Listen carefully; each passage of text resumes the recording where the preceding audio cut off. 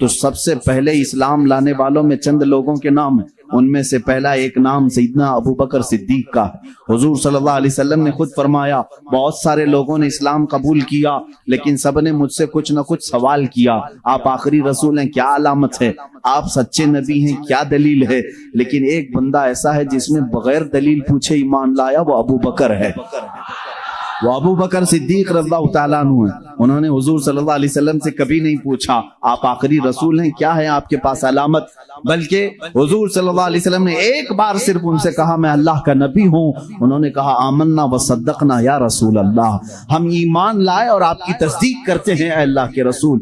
حضرت عمر نے ان کی فضیلت میں خطبہ دیا، تمہیں معلوم ہے جب رسول کریم صلی اللہ تعالیٰ علیہ وسلم مکہ سے ہجرت کر رہے تھے تو اپنے ساتھ کس کو لیا تھا؟ ابو بکر صدیق رضی اللہ تعالیٰ عنہ کو لیا تھا۔ تمہیں معلوم ہے اپنی زندگی میں جب میرے آقا صلی اللہ علیہ وسلم علالت پر بستر پر تھے اس وقت اپنے مصلے پر کس کو بڑھایا تھا؟ ابو بکر صدیق کو بڑھایا تھا۔ حضرت عمر کہتے ہیں رسول اللہ صلی اللہ علیہ وسلم نے جس کو ہماری نمازوں کا امام پسند کیا ہے ہم اپنے دنیاوی معاملات میں اس کو کیوں نہ امام تسلیم کریں؟ سب سے پہلے میں صدیق اکبر کے ہاتھ پر بیعت کرتا ہوں۔ حضرت عمر کی بات دیکھ کر سارے صحابہ نے حضرت ابو بکر صدیق کے ہاتھ پر بیعت کیا، یہاں سے خلافت کا نظام شروع ہوا، یہ خلافت شروع ہوئی۔ سب سے پہلے خلافت کو بھی بادشاہی نظام پر قائم نہیں کیا گیا، یہ سعودی نظام نہیں ہے باپ مرے گا تو بیٹا حکومت کرے گا، رشتہ داروں کا نظام نہیں ہے، بلکہ میرے آقا صلی اللہ تعالی علیہ وسلم نے اس سلیکشن کو امت کے اوپر چھوڑ دیا تھا، ورنہ رسول کریم صلی اللہ تعالی علیہ وسلم اپنی زندگی میں بتا کر کے جاتے میرے بعد فلاں کو ہونا چاہیے، یہ معاملات میرے آقا نے کبھی بھی کسی کو نہیں بتائے۔ آج شیعہ کہتے ہیں، رافضی کہتے ہیں حضور صلی اللہ علیہ وسلم نے اپنی زندگی میں حضرت علی کو ہی خلیفہ بنایا تھا، باقی سارے خلیفاؤں نے ان کی خلافت کو غصب کر لیا، چھین لیا تھا، ان کو خلافت نہیں دی۔ یہ پروپیگنڈا پھیلاتے ہیں، کہیں سے بھی ایک دلیل نہیں ملے گی۔ اچھا آپ حضرت علی کو کمزور سمجھتے ہیں؟ وہ حیدر کرار ہے، وہ اسد اللہ ہے، جس کو اللہ کے نبی نے فرمایا اللہ کے شیروں میں سے ایک شیر ہے۔ اگر حضرت علی رضی اللہ تعالیٰ عنہ کو حضور صلی اللہ علیہ وسلم نے بنایا ہوتا تو کیا وہ اپنا حق چھوڑ کر کسی کو دے دیتے؟ وہ سیدنا علی کرم اللہ وجہہ الکریم حق کے لیے جب کھڑے ہوتے تو پھر سامنے کسی کو نہیں دیکھتے تھے، کسی کو نہیں دیکھتے۔ انہیں بھی معلوم تھا کہ خلافت کو رسول کریم صلی اللہ علیہ وسلم نے امت کے اوپر چھوڑا ہے، امت کا سب کا اتفاق ہوا حضرت ابو بکر صدیق رضی اللہ تعالیٰ عنہ کی ذات پر، تو سبوں نے بیعت کی۔ حضرت علی کرم اللہ وجہہ الکریم نے بھی بیعت فرمائی، اگرچہ تھوڑی تاخیر کے بعد، لیکن آپ نے بھی بیعت فرمائی، اور حضرت ابو بکر صدیق رضی اللہ تعالیٰ عنہ نے جس کو جو کام دیے سبوں نے خوشی خوشی ان کاموں کو انجام بھی دیا۔ یہ دور نہایت ہی سنہرا دور تھا، بہت ہی عظیم دور تھا۔ رسول کریم صلی اللہ تعالیٰ علیہ وسلم کی جتنی سنتیں ہیں، جتنے طریقے تھے، ان سب کو حضرت ابو بکر صدیق نے اپنی خلافت میں استعمال فرمایا۔ حضرت ابو بکر صدیق رضی اللہ تعالیٰ عنہ کا حال تو یہ تھا، خلافت کو سنبھالنے کے بعد جانتے ہیں کپڑوں کی ایک تھیلی اٹھا کر کے بازار میں جانے لگے۔ حضرت عمر نے پوچھا کہاں جا رہے ہیں؟ کہا کپڑے بیچ کر کے گھر تو چلانا ہے، کام کاج کے لیے، کہ میں کچھ کپڑوں کی تجارت کروں اور اپنا گھر بھی سنبھالوں۔ خلافت پر قائم ہونے کے بعد میرے عزیزوں اس وقت تک اسلام کافی دور تک پھیل چکا تھا۔ حضرت ابو بکر صدیق رضی اللہ تعالیٰ عنہ خلیفۃ المسلمین منتخب ہو گئے، گلی کے نکڑ کے کارپوریٹر نہیں، وہ خلیفۃ المسلمین ہیں۔ باوجود اس کے تھیلا اٹھا کر کے کپڑے بیچنے کے لیے جا رہے ہیں تو سیدنا عمر فاروق رضی اللہ تعالیٰ عنہ نے انہیں روک لیا۔ سارے صحابہ کو جمع کر کے پھر اتفاق ہوا اس بات پر کہ بیت المال سے خلیفہ کا وظیفہ مقرر کیا جائے، ورنہ پھر خلیفہ بھی اگر دن بھر بازار میں کام کرے تو خلافت کے معاملات کون دیکھے گا؟ تو سب نے سب سے پہلے بیت المال سے وظیفہ مقرر کیا ہر مہینے کا۔ وہ کتنا تھا؟ وہ چند درہم میں تھا، یہاں تک کہ بیت المال سے حضرت ابو بکر صدیق رضی اللہ تعالیٰ عنہ کو ایک اونٹنی ملی تھی، ایک پیالہ ملا تھا، ایک چادر ملی تھی، 3 چیزیں ملی تھی۔ اور وظیفہ جو مقرر ہوا تھا وہ اتنا تھا کہ آپ کے گھر میں چند روٹیاں بن جاتی تھی بس، اس کے علاوہ زیادہ آپ نے نہیں طلب کیا۔ ایک دن آپ کی اہلیہ محترمہ نے آپ سے کہا بھی تھا کہ خلافت کے معاملات میں سر سوکھ جاتا ہے، کبھی کچھ ٹھنڈی میٹھی غذا بھی کھا لیں۔ آپ نے کیا کہا؟ اپنی اہلیہ سے کہا میرے پاس اتنے پیسے کہاں ہیں کہ میں شہد خرید سکوں، گھی خرید سکوں۔ گھی اور شہد خریدنے کے پیسے نہیں خلیفۃ المسلمین کے پاس۔ ان کی اہلیہ نے کہا میرے پاس جمع کیے ہوئے تھوڑے پیسے ہیں، وہ لے جائیے، آپ شہد اور گھی خرید کر کے لائیے۔ کہا تمہارے پاس کہاں سے آئے؟ کہا جو آپ مہینے میں دیتے ہیں گھر کے خرچ کے لیے، اس میں سے تھوڑا تھوڑا بچا کر کے میں نے رکھا ہے۔ عورتیں تھوڑا تھوڑا بچاتی رہتی ہیں۔ حضرت ابو بکر صدیق رضی اللہ تعالیٰ عنہ نے فرمایا لاؤ اس کو۔ وہ لا کر کے دی، ایک پوری کافی اس میں درہم جمع ہوئے تھے، ہر مہینے شاید تھوڑا تھوڑا تھوڑا وہ جماتی ہوں۔ حضرت ابو بکر صدیق رضی اللہ تعالیٰ عنہ وہ سارے درہم لے جا کر کے بیت المال میں جمع کرتے، اور بیت المال میں صحابہ سے کہا آج سے میرا وظیفہ اتنا کم کر دو، اس لیے کہ یہ میری ضرورت سے زیادہ آ رہا ہے، گھر میں میرے بچ رہا ہے، اس کا مطلب ضرورت سے زیادہ آ رہا ہے، یہ کم کر دیا جائے۔ ماں عائشہ صدیقہ رضی اللہ تعالیٰ عنہ فرماتی ہیں جب حضرت ابو بکر صدیق کی وفات کا وقت قریب آیا تو حضرت عائشہ کو انہوں نے قریب بلایا، کہا اے عائشہ مجھے لگتا ہے کہ میں گھڑی دو گھڑی کا مہمان ہوں، میرے پاس ایک اونٹنی ہے، ایک چادر ہے جسے میں اوڑھ کے سوتا ہوں، اور وہ برتن جس میں ہم کھانا کھاتے ہیں، یہ تینوں بیت المال کے ہیں، یہ ہمارے گھر کے لیے اس وقت تک جائز ہیں جب تک میں خلیفہ ہوں، جہاں میری روح قبض ہو فوراً یہ تینوں چیزیں بیت المال میں جمع کر دوں۔ حضرت عائشہ رضی اللہ تعالیٰ عنہ فرماتی ہیں جس دن حضرت ابو بکر صدیق کا وصال ہوا اس کی شام ہونے سے پہلے یہ تینوں سامان بیت المال میں جمع ہو چکے تھے۔ حضرت عمر فاروق رضی اللہ تعالیٰ عنہ نے اس دن ایک جملہ کہا تھا اے ابو بکر آپ نے اپنے بعد آنے والوں کو تو تھکا دیا ہے، آپ کے برابر کون ہو پائے گا؟ اتنے سخت طریقے سے آپ خلافت کو لے کر کے چلے کہ اس پر چلنا اب ہر کس و ناقص کا کام نہیں۔ وہ صدیق اکبر رضی اللہ تعالیٰ عنہ کا دور تھا جس میں آپ کے لیے کتنے چیلنجز تھے معلوم ہے؟ حضرت ابو بکر صدیق رضی اللہ تعالیٰ عنہ کے لیے جو سب سے بڑے چیلنج تھے، حضور صلی اللہ تعالیٰ علیہ وسلم اپنی وفات سے چند دن پہلے ایک لشکر کو ملک شام بھیج رہے تھے، ایک لشکر جس کا سپہ سالار حضرت اسامہ بن زید کو بنایا گیا تھا، جن کی عمر صرف 18 سال کی تھی۔ اس لشکر میں تقریباً 10,000 صحابہ تھے جو جا رہے تھے روم کے لیے یا ملک شام کے لیے، وہ نکل رہے تھے۔ وہ مدینے سے تھوڑا باہر نکلے تھے کہ حضور کی وفات کی خبر آ گئی، وہ لشکر واپس آیا مدینے۔ اب حضور صلی اللہ تعالی علیہ وسلم کی تدفین بھی ہو گئی، حضرت ابو بکر خلیفہ بن گئے۔ دوسرا چیلنج آپ کے پاس یہ آیا کہ کچھ لوگ زکوٰۃ دینے سے انکار کر گئے، کہا اب ہم حضور صلی اللہ علیہ وسلم کی وفات کے بعد زکوٰۃ نہیں دیں گے۔ مانعین زکوٰۃ کہتے ہیں وہ لوگ اسلام کے ایک بنیاد کو چھوڑ رہے تھے، کہا حضور جب تک تھے ہم اپنے مالوں کی زکوٰۃ نکالتے تھے، اب نبی نہیں ہیں تو اب زکوٰۃ نہیں دیں گے، یعنی وہ اسلام سے برگشتہ ہو گئے، چھوڑ دیے۔ کچھ کافر ہو گئے، ان کا ایک فتنہ بھی اٹھ گیا تھا، مدینے کے آس پاس کے کچھ لوگ۔ ایک چیلنج یہ تھا۔ تیسرا ایک چیلنج تھا مسیلمہ کذاب، جو حضور صلی اللہ علیہ وسلم کی وفات کے بعد ہی فوراً اپنے نبی ہونے کا دعویٰ کرتی ہے۔ اس نے کہا میں نبی ہوں محمد صلی اللہ علیہ وسلم، اور اس نے ایک اچھی خاصی فوج بھی جمع کر لی، پیسہ تھا اس کے پاس، مال تھا۔ اب دیکھیں تین معاملات۔ ایسے وقت میں ایک طرف زکوٰۃ کے انکار کرنے والوں کا فتنہ بھی ہے، ان سے بھی مقابلہ کرنا ہے حضرت ابو بکر صدیق کو۔ اگر یہ چھوڑ دیا جائے تو یہ سوراخ بعد میں جو ہے نہر بن جائے گی۔ ایک طرف مسیلمہ کذاب جو جھوٹے نبی ہونے کا دعویٰ کر رہا ہے، اس سے بھی مقابلہ کرنا ہے۔ اور صحابہ اکرام، ظاہر سی بات ہے دونوں اگر جنگ چھڑتی ہے تو دونوں جگہ فوج کی ضرورت ہے۔ اس اثنا میں حضرت ابو بکر صدیق رضی اللہ تعالیٰ عنہ اسامہ بن زید کو کہتے ہیں جس لشکر میں حضور صلی اللہ علیہ وسلم نے تمہیں روم یا شام بھیجا تھا اس لشکر کو لے کر جاؤ، اس لشکر کو لے کر جاؤ، اس میں 10,000 صحابہ جا رہے ہیں۔ اس وقت حضرت عمر فاروق نے کہا اے امیر المومنین خلیفۃ المسلمین، ایک طرف زکات کے منکرین سر اٹھائے ہوئے ہیں، ایک طرف مسیلمہ کذاب دجال نبوت کا دعویٰ کر بیٹھا ہے۔ ایسے وقت میں آپ اسامہ بن زید کو 10,000 کا لشکر دے کر اس جگہ بھیج رہے ہیں۔ اس جنگ کو کینسل کر دیں، ابھی اس کو رکوا دیں، یہاں صحابہ کی ضرورت پڑے گی۔ حضرت ابو بکر کی بات دیکھیں، کہتے ہیں اے عمر تمہاری بات صحیح ہے، لیکن میں اس لشکر کو نہیں لوٹا سکتا جس کو رسول اللہ نے روانہ کیا تھا۔ حضور اکرم صلی اللہ علیہ وسلم اپنی زندگی کے آخری لمحات میں جو لشکر بھیجے تھے وہ اسامہ بن زید کا لشکر تھا۔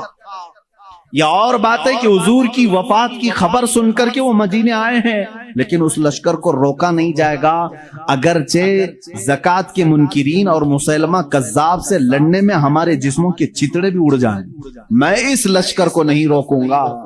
اسامہ بن زید رضی اللہ تعالیٰ عنہ کو بٹھایا اور بھیج دیا۔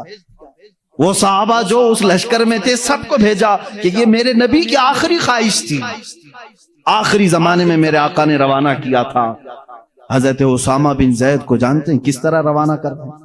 جس عمر میں صدیق اکبر تھے وہ 60 سال کی تھی، 18 سال کے جوان اسامہ بن زید سپہ سالار مقرر ہوئے، ان کو گھوڑے پر بٹھایا اور ان کے گھوڑے کی ناتی رسی پکڑ کر چلنے لگے۔ خلیفۃ المسلمین ہے، سپہ سالار کو گھوڑے پر بٹھا کر رسی پکڑ کر چلنے لگے، وہ اتر کر کے آگے نیچے اچھل کر کے نیچے آئے، کہا غضب ہو گیا، آپ نیچے چل رہے ہیں اور میں گھوڑے کی پیٹھ پر بیٹھوں۔ صدیق اکبر رضی اللہ تعالیٰ عنہ نے فرمایا اسامہ جلدی سے بیٹھ جاؤ، یہ نہ دیکھو کہ میں نیچے چل رہا ہوں، بس یہ دیکھو کہ اس پیٹھ پر تمہیں بٹھایا رسول اللہ نے، اس گھوڑے کی پشت پر تمہیں اللہ کے نبی نے بٹھایا ہے، اس کے بعد کوئی اور ہو ہی نہیں سکتا تمہیں اس پشت سے نیچے اتار سکے۔ یہ صدیق اکبر کا جذبہ تھا۔ کہا اے امیر المومنین آپ چھوڑ دیں، آپ رخصت کر دیں، مدینے سے باہر تک آنے کی آپ کو ضرورت نہیں، یہ لشکر روانہ ہو جائے گا، آپ یہاں سے خدا حافظ کہہ دیں۔ لیکن حضرت ابو بکر صدیق رضی اللہ تعالیٰ عنہ رسی پکڑ کر چلنے لگے۔ کہا اسامہ بن زید خلافت کی ذمہ داری میرے اوپر آ گئی، میں معاملات سنبھالنے میں لگ گیا، خواہش تو میری بھی تھی کہ میں تمہارے ساتھ لشکر میں جاتا، حضور اکرم صلی اللہ علیہ وسلم نے جس لشکر کو روانہ کیا اس میں میں بھی شامل ہوتا، لیکن میں جا نہیں سکتا خلافت کے معاملات کو لے کر، صرف رسی پکڑ کر کے اس لیے چل رہا ہوں کہ کل بروز قیامت جب اس لشکر کے نام پکارے جائیں تو سپہ سالار کے گھوڑے کی رسی پکڑنے والے میں میرا بھی نام آ جائے گا۔ اتنی نسبت کے لیے وہ گھوڑے کی رسی پکڑ کر کے جا رہے تھے۔ اے میرے عزیزو، رسول کریم صلی اللہ تعالی علیہ وسلم، اللہ کے حبیب صلی اللہ تعالی علیہ وسلم سے جانثاری کا جو جذبہ تھا وہ صدیق اکبر رضی اللہ تعالیٰ عنہ کے جسم اقدس میں بدرز آتم موجود تھا۔ آپ کی خلافت کے پورے معاملات میں بیان نہیں کر سکوں گا، اس لیے کہ آج میں نے چاروں خلفاء کو ذکر کیا ہے۔ ظاہر سی بات ہے، آپ جانتے ہیں وقت بہت تیزی سے گزرتا ہے، اور ہم اس سے پہلے ایک ایک خلیفہ کی زندگی پر ایک ایک دن پورا بیان کرتے تھے۔ حضرت ابوبکر صدیق رضی اللہ تعالیٰ عنہ کے روشن فتوحات میں سے یہ ہے، اسامہ بن زید کو بھیجا، یہ بھی فتح پا کر کے واپس لوٹے اور بہت سارا مال غنیمت لے کر کے آئے، اور ایک فوج مسیلمہ کذاب سے لڑنے کے لیے بھیجی، مسیلمہ کذاب کو بھی قتل کر کے وہ صحابہ آئے، جھوٹے نبی کو۔ ایک فوج مانعین زکات کے پیچھے بھیجی، ان کا بھی خاتمہ کر کے وہ مدینے آئے۔ صرف ایک سال کے اندر صدیق اکبر رضی اللہ تعالیٰ عنہ نے ساری شورشوں کو، سارے فتنوں کو سب ختم کر دیا تھا۔ اس وقت صدیق اکبر کے جذبے کو دیکھنے کا مقام تھا، اس لیے کہ ایمان اتنا مضبوط تھا حضرت ابوبکر کا، وہ اللہ کی ذات پر ایسا توکل کرتے تھے۔ خود بیان کرتے ہیں، میں پہلے کبھی کبھار ڈرتا تھا۔ ایک مرتبہ کی بات ہے، جب غار ثور میں میرے آقا صلی اللہ تعالی علیہ وسلم آرام فرمانے کے لیے اندر آئے، حضور سیدنا صدیق اکبر نے اپنے کپڑے پھاڑ پھاڑ کر کے اس غار کو اندر سے بند کر دیا تھا کہ کوئی کیڑا مکوڑا اندر آ کر کے میرے آقا کو گزن نہ پہنچا سکے، لیکن ایک سانپ آپ کو ڈس کر کے اندر آ گیا، آپ کی ایڑی جہاں لگی تھی ایک سوراخ پر، اس کو ڈس کر کے اندر آیا۔ صدیق اکبر رضی اللہ تعالیٰ عنہ اس پورے واقعے کے گواہ ہیں، آپ خود بیان فرمائے ہیں۔ وہ سانپ حضور صلی اللہ علیہ وسلم کی زیارت کے لیے آیا تھا، وہ دیکھا، حضور کو ڈسنے کے لیے نہیں، وہ دیکھ کر کے واپس چلا گیا۔ اور صدیق اکبر رضی اللہ تعالیٰ عنہ کے قدم پاک پر حضور اکرم صلی اللہ تعالیٰ علیہ وسلم نے اپنا لعاب پاک لگایا، شفا یابی ملی۔ حضرت ابو بکر فرماتے ہیں مجھے زندگی پر احساس ہی نہیں تھا کہ اس پیر میں سانپ نے کاٹا تھا کہ اس پیر میں کاٹا تھا، لیکن خوف کس بات کا تھا، مکہ کے کفار ڈھونڈتے ڈھونڈتے اس غار تک بھی آ گئے تھے، ان کے پیر ہمیں اندر سے نظر آنے لگ گئے۔ میں نے کہا یا رسول اللہ اب کیا ہوگا، اب کیا ہوگا؟ مشرکین مکہ ڈھونڈتے ڈھونڈتے غار کے منہ تک آ گئے تھے۔ وہ 3000 فٹ اونچا، تقریباً 5000 فٹ اونچا پہاڑ ہے۔ کفار مکہ قدموں کے نشانات دیکھے ہوں گے یا جس طرح سے بھی پہنچ گئے۔ حضرت ابو بکر صدیق فرماتے ہیں دل کی دھڑکنیں بڑھ گئی تھی، میں نے صرف اتنا کہا اب کیا ہوگا یا رسول اللہ صلی اللہ تعالی علیہ وسلم۔ اللہ رب العزت نے اس واقعے کو سورہ توبہ میں ذکر فرمایا، اذ اخرجہ الذین کفروا ثانی اثنین اذ ہما فی الغار اذ یقول لصاحبہ لا تحزن ان اللہ معنا۔ یاد کرو اس دن کو جب دو میں سے ایک نے کہا غار میں کہ ہمارے ساتھ کیا ہوگا، تو دوسرے صاحب نے کہا، کس نے؟ اللہ کے رسول نے حضرت ابو بکر صدیق کے سینے پر ہاتھ رکھا، صرف ایک جملہ فرمایا، لا تحزن ان اللہ معنا، گھبرا مت ابو بکر، اللہ ہمارے ساتھ ہے۔ اس جملے کی معنویت اور اس کی تقویت اور اس کی عظمت اتنی بڑی ہے، میں سمجھتا ہوں کہ مسلمان اس ایک جملے سے آسانی سے زندگی گزار سکتا ہے۔ جب کبھی آفت آئے اتنا کہہ دینا، کروڑوں ان کے ساتھ ہوں گے لیکن مولا میرے ساتھ، لا تحزن ان اللہ معنا۔ آج بہت سارے لوگ ہم سے یہ کہتے ہیں حکومت ہمارے پاس نہیں، طاقت ہمارے پاس نہیں، اقتدار ہمارے پاس نہیں، بہت ساری طاقتیں دوسروں کے پاس ہیں، ان کے پاس دجالی نظام ہے، میڈیا ان کے پاس ہے، اخبار ان کے پاس ہیں، قوت ان کے پاس ہے، سیاست ان کے پاس ہے، سارے گرو گھنٹال ان کے پاس ہیں۔ لوگ کہتے ہیں ہمارا کیا ہوگا، میں صرف یہی کہتا ہوں ساری دنیا ان کے ساتھ ہے، اللہ ہمارے ساتھ ہے۔ لا مولا لکم ولا، ہم سب یہی کہیں گے جو جنگ احد میں حضرت عمر نے پکارا تھا، احد کے میدان میں کافروں نے یہ کہا تھا اعلو حبل اعلو عزا اعلو منات، یعنی منات ان کے بت کا نام ہے، حبل ان کے بت کا نام ہے، عزا ان کے بت کا نام ہے۔ وہ نعرے لگا رہے تھے جے ہو فلاں کی، جے ہو فلاں کی، جے ہو فلاں کی۔ حضور صلی اللہ علیہ وسلم نے صرف اتنا کہا عمر ان کا جواب دو، عمر ان کا جواب دو۔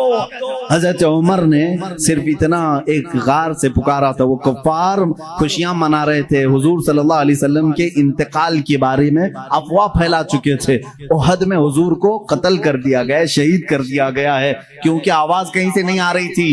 اب بہت ہو گیا تھا، جب وہ بہت ناچنے لگے حضور پاک صلی اللہ علیہ وسلم نے حضرت عمر سے کہا جواب دو۔ وہ سب کہہ رہے تھے محمد جا چکے، ان کے ساتھی ابو بکر عمر جا چکے۔ حضرت عمر نے احد پہاڑ سے آواز دی، اے کفار اب بھی عمر زندہ ہے، ابو بکر زندہ ہے، محمد صلی اللہ علیہ وسلم زندہ ہے، اور تمہارے سینوں میں گڑتے رہیں گے، تمہاری آنکھوں میں چبھتے رہیں گے۔ اور یوں فرمایا اللہ مولانا ولا مولا لکم، یاد رکھو ساری دنیا کے بت تمہارے ساتھ ہوں گے، اللہ ہمارا مددگار ہے، تمہارا کوئی مددگار نہیں۔ حسبنا اللہ ونعم الوکیل نعم المولا ونعم النصیر۔ اے مسلمانوں صرف اتنی بات یاد رکھنا، اللہ ہمارے لیے کافی ہے، کیا ہی بہترین وکیل ہے اور کیا ہی بہترین مددگار ہے۔ حضرت ابو بکر صدیق فرماتے ہیں جب یہ جملہ میرے آقا صلی اللہ علیہ وسلم نے فرمایا اے ابو بکر نہ گھبرا، اللہ ہمارے ساتھ ہے، صدیق اکبر فرماتے ہیں پھر اس کے بعد زندگی میں میں نے کبھی کسی بڑی طاقت سے خوف نہیں کھایا۔ حضرت ابو بکر کا ہی وہ معاملہ ہے، یہودیوں کے ایک 50,000 کے مجمع میں 50,000 کا مجمع ہے، سٹیج پر کھڑے ہو کر کے ایک یہودی عالم کہہ رہا تھا مسلمانوں کا خدا غریب ہے اور مسلمانوں سے وہ قرضہ مانگتا ہے۔ قرآن کی ایک آیت کا وہ مذاق اڑا رہا تھا۔ اللہ تعالیٰ نے قرآن میں فرمایا من ذا الذی یقرض اللہ قرضا حسنا، کون ہے جو اللہ کو قرض حسن دے گا؟ یا قرض حسن سے مراد تم نیکیاں اللہ کو قرض میں دو، اللہ جنت تمہیں بدلے میں دے گا۔ لیکن وہ یہودی مذاق اڑا رہا تھا، مسلمانوں کا خدا تو دیکھو غریب ہے، مسلمانوں سے قرضہ مانگ رہا ہے۔ صدیق اکبر سے برداشت نہیں ہوا، مجمع میں تھے، ممبر پر کھڑے ہو گئے، گئے اسٹیج پر، اس کا دامن پکڑا اور 2 تھپڑ رسید کر دی۔ مجمع ان کا ہے، پبلک ان کی ہے، مار توڑ ہو سکتی تھی، لیکن اس وقت بھی صدیق اکبر کا ایمان تھا 50,000 ان کے ساتھ ہے مگر قوت پروردگار میرے ساتھ ہے۔ یہ توکل کا اعلیٰ مقام تھا۔ اس وقت صدیق اکبر رضی اللہ تعالیٰ عنہ کو ان لوگوں نے پکڑ لیا اور کہا اس کو یہاں نہیں ماریں گے، اس کے نبی کے پاس لے جائیں گے۔ اور وہاں آئے حضرت ابوبکر کے بارے میں ان سبوں نے کہا ابوبکر کیسا بندہ ہے تمہارا، یہ ہمارے عالم کے ساتھ بدتمیزی کیا ہے۔ پورے مجمع میں آ کر کے ہمارا عالم خدا کی شان بیان کر رہا تھا، مسلمانوں کی اچھائیاں بیان کر رہا تھا، ہمارا عالم کہہ رہا تھا اللہ غنی ہے اور مسلمان فقیر ہیں، اور اتنی بات پر ابوبکر نے تماچا مار دیا، جھوٹ کہا، انہوں نے بدل دیا۔ 50,000 کا مجمع جو کرتا تھا وہی کام آج کا میڈیا بھی کرتا ہے، وہی کام کرتے، پورے کے پورے بدل دیں۔ حقیقت کیا ہے اس کو بدل دو، کیونکہ گواہ ان کے، مقدمہ ان کا، جج بھی ان کا، کورٹ بھی ان کی، سب ان کا ہے۔ لیکن یاد رکھنا مسلمانوں، سارے گواہ ان کے ہوں، جج ان کا بکا ہوا کیوں نہ ہو، لیکن اللہ ہمارے ساتھ ہے، اللہ ہمارے ساتھ ہے۔ صدیق اکبر خوف نہیں کھائے، معاملہ یہاں تک پہنچا، کورٹ رسول اللہ صلی اللہ علیہ وسلم کے پاس آ گئے۔ سبوں نے کہا، صدیق نے، ابوبکر نے تماچا لگایا حق بات پر۔ حضرت ابوبکر سے حضور نے پوچھا اتنی بات پر تم نے مارا؟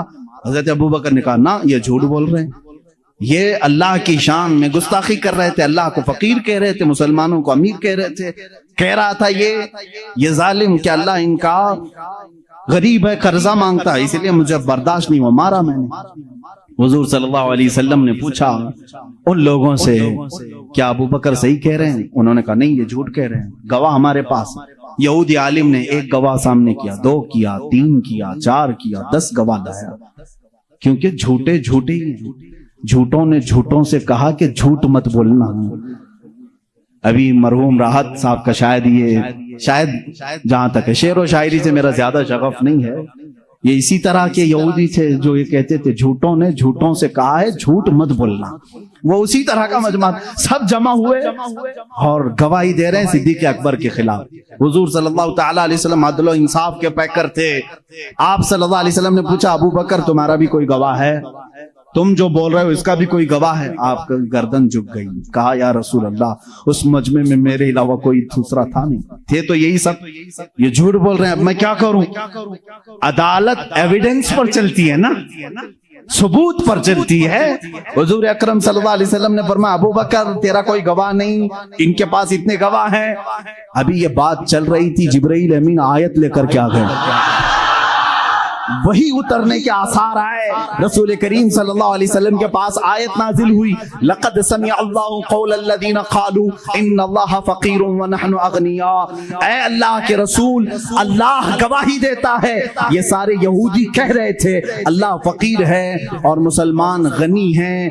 صدیق اکبر نے جھوٹ نہیں کہا، ان کی گواہی کے لیے اللہ کافی ہے، اللہ کافی۔ اللہ تعالیٰ کی طرف سے آیت آئی، کیا صدیق کی شان ہے، تم اکیلے ہو مگر گواہی کے لیے رب تمہارے ساتھ ہے، اللہ تمہارے ساتھ۔ مسلمانوں گھبرانا نہ، غم نہ کرو، اگر کسی موقع پر تنہا ہو گئے انتظار کرنا، اگرچہ آج آیتیں نہیں اترتی لیکن مولا کا عذاب تو ضرور آ ہی سکتا ہے۔ بنا لو، تم جو کچھ بھی کرنا ہے بنا لو، مسلمانوں کے چہرے کھود ڈالو، مسلمانوں کی گردنیں اکھاڑ دو، مسلمانوں کی عزتوں کے ساتھ کھلواڑ کرو، مسجدوں کو تہس نہس کرو۔ تم کیا سمجھتے ہو زمین تمہارے باپ کی ہے؟ یہ اللہ کی زمین ہے، یہ اللہ کی زمین ہے۔ ان الارض یورثها، اللہ تعالیٰ اپنی زمین کا وارث جسے چاہتا ہے بناتا ہے۔ یہ اور بات ہے کہ ہم آج عمل کے کچے ہو چکے ہیں، ہم نے خود مسجدوں سے منہ موڑ لیا تھا، ہو سکتا ہے ہمارے مولا نے ہم سے مسجدیں لے کر ان کو دی ہوں، مگر میں جانتا ہوں مسجد کی وہ سرزمین تحت الثری سے لے کر عرش اعظم تک مسجد ہی رہے گی، اور رب ذوالجلال کے ہاں فیصلہ تو ہوگا۔ تم اگرچہ عدالتوں کو خرید سکو تو خرید لو، لیکن ایک دن وہ آئے گا جب آواز آئے گی لمن الملک اليوم، آج کی بادشاہت کس کی ہے، آج کی حکومت کس کی ہے؟ پھر جواب بھی آئے گا للہ الواحد القہار، قہر کرنے والے ایک خدا کی آج حکومت ہے. آؤ اللہ تعالیٰ اس دن آواز دے گا این الجبابرہ این المتکبرون، کہاں ہے وہ ظالم و جابر، کہاں ہے وہ گھمنڈی لوگ، آ جاؤ اللہ کی بارگاہ میں. ان کو کہا جائے گا ان کی حیثیت چونٹی کی بناؤ اور ان کو پورے اہل محشر اپنے پیروں سے رون کر کے بتائیں تاکہ تمہارے تخت کی کوئی حیثیت نہیں. حقیقت میں اللہ رب العزت کی شریعت قیامت کے دن نافذ ہوگی. ہم تو اس انتظار میں کٹ جائے گی زندگی. اب بات مجھے صدیق اکبر کی ذات سے یہ کہنی ہے، میں مسلمانوں کو توکل دینا چاہتا ہوں، یقین دینا چاہتا ہوں. گھبراؤ نہیں، ساری چیزیں بھی چھن جائیں تو تمہارے ایمان کو کوئی چھین نہیں سکتا جب تک تم اپنے ہاتھوں سے اسے بیچ نہیں دیتے. اللہ رب العزت تمہارا حامی ناصر مددگار ہے. اس نے قرآن میں کئی جگہوں پر وعدہ فرمایا کان حقا علینا نصر المؤمنین. اللہ فرماتا میں نے اپنے اوپر لازم کر لیا ہے، مدد کروں گا تو مومنین کی مدد کروں گا، مدد کروں گا تو مومنین کی مدد کروں گا. میرے عزیزو آج بھی مدد ہی تو ہے، مدد ہی تو ہے. الحمدللہ ہم تعداد میں اب اگرچہ تھوڑے ہیں لیکن ہماری حیثیت ایسی ہے 32 دانتوں کے بیچ میں ایک زبان کبھی کسی دانت سے دبتی بھی نہیں ہے، کٹتی بھی نہیں ہے. اللہ بس ایسے ہی اس زبان کی حفاظت فرمائے.